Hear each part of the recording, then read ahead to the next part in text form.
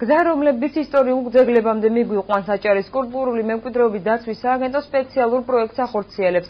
საინფორმაციო დაფებით და ნიშნულებით ზემო აჭარაში მდებარე ყველა ტურისტული ობიექტი აღიჭურება და მისასვლელი გზების რეაბილიტაციაც მოხდება. ქედაში საინფორმაციო დაფა დღეს სოფელ გულების ციხისკენ მიმავალ გზაზე დამონტაჟდა. სადარ ამანძილზე მდებარეობს გულების ციხე. ქედის მუნიციპალიტეტში მდებარე ისტორიული ძეგლის ადგილმდებარეობაზე დღეიდან ეს ახალი ნიშნული მიუთითებს. მისათითებელი ნიშანი, რომ უცხოელი ტურისტებისთვისაც გასაგები ყოფილიყო, ორენოვანი წარწერა გაკეთდა. ორენოვანი იქნება საინფორმაციო დაფაზე დატანილი ტექსტიც, რომელიც უშუალოდ გულების ციხესიმაგრესთან განთავსდება.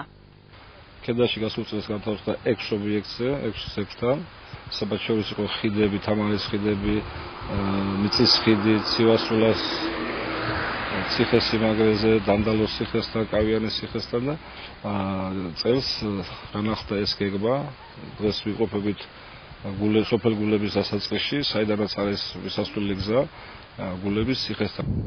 ოთოლთას ციხესიმაგრე ზემო აჭარის კიდევ ერთ ღირსშესანიშნაობას წარმოადგენს, თუმცა ის ძნელად მისადგომია და ტურისტებს მისი ნახვა მხოლოდ შორი მანძილიდან შეეძლოთ. ტურისტებს შუახევში მდებარე ისტორიულ ძეგლთან მისვლა და დათვალიერება, რომ გამარტივებოდათ, სპეციალური ბილიკი გაკეთდა. მაღალმთიან აჭარაში, განსაკუთრებით შუახევის რაიონში, ღირსშესანიშნავი ადგილები გვაქვს, არის ციხეები, ეკლესიები, ხიდები, რომლებიც მნიშვნელოვანია ტურისტებისათვის. მალე ტურისტებს შუახევში მდებარე კავიანის ციხის დათვალიერება შეეძლებათ. მიუვალ ციხესიმაგრესთან მისასვლელი ბილიკის გაყვანა სპეციალისტებს თითქმის დასრულებული აქვთ. მიმდინარე წელს მონიტორინგის შედეგად გამოვლინდა რამდენიმე ათეულობით დაზიანებული ეს ნიშნები, ამიტომ სააგენტომ გადაწყვიტა მათი ხელახალი დამზადება და სულ დამზადებული იქნა 37 საგზაო ნიშანი და 9 საინფორმაციო დაფა.